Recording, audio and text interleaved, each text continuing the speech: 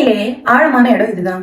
Russia நம்ம space நிறைய discover பண்ணிட்டோம். ஆனா பூமிக்கடியில என்ன இருக்கு அப்படின்னு சொல்லிட்டு நம்மளால கண்டுபிடிக்க முடியல. சோ 1970ல ரஷ்யா பண்ண ஒரு இனிஷியேட்டிவ் தான் இந்த ஒரு ஆர்டிபிஷியல் போர்ஹோல்.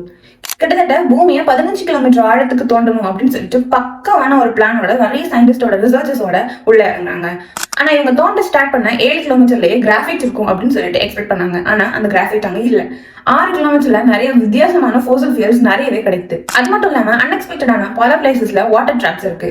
இன்னும் சொல்ல போனா நிறைய எக்ஸ்பெக்ட் பண்ண விஷயங்கள் இல்ல, எக்ஸ்பெக்ட் பண்ணாத நிறைய மர்மமான விஷயங்கள் நடந்திருக்கு. தோண்ட நிறைய விசித்திரமான சத்தங்கள் கேட்டது அப்படின்னு சொல்லப்படுது. ஆனா இதுக்கான எந்த ஒரு எவிடன்ஸும் கிடையாது. அது மட்டும் இல்லாம வெறும் 12 கிலோமீட்டர் போனதுமே 180 டிகிரி செல்சியஸுக்கு போயிருச்சு. ஆனா இவங்க 15 கிலோமீட்டர் தான் 100 டிகிரி செல்சியஸை எக்ஸ்பெக்ட் பண்ணாங்க. சோ கொண்டு போன எக்யூப்மெண்ட்ஸ் எல்லாமே 12 கிலோமீட்டர்லயே மெல்ட் ஆக ஸ்டார்ட் ஆயிருச்சு. அதனால அந்த எக்ஸ்பெரிமெண்ட் அதோட ஸ்டாப் ஆயிருச்சு. இதுல கிரேசியான விஷயம் என்னன்னா, நம்ம எர்த்தோட மொத்த ரேடியஸ் 6371 கிலோமீட்டர் அப்படின்னு சொல்லிட்டு சோஃபார் கண்டுபிடிக்கப்பட்டிருக்கு.